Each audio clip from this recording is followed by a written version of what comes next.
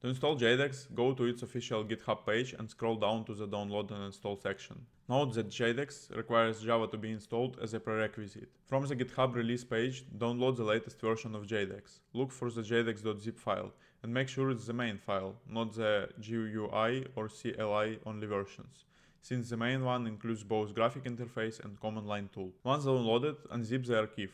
Inside you will find the bin directory containing the launcher files.